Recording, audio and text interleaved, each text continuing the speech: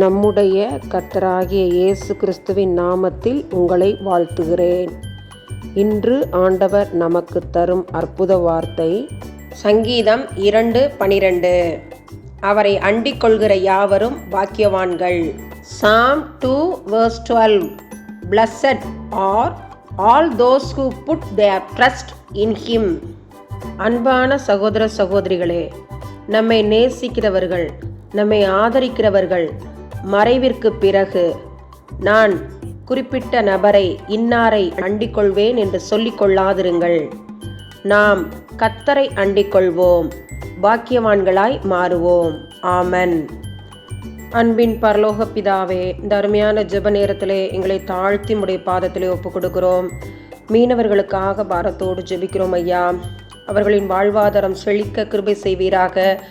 அவர்களிடம் காணப்படுகிற பிரச்சனைகள் மாறுவதாக. சந்தோஷமாய் சமாதானமாய் அவர்கள் வாழ்வார்களாக.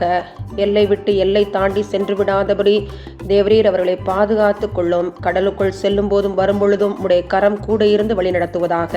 உடைய அன்பின் கரங்களுக்குள்ளாய் அவர்களை ஒப்புக் கொடுத்து ஜெபிக்கிறோம். இயேசுவின் மூலம் ஜெபம் கேளும் நல்ல பிதாவே. ஆமேன், ஆமேன்.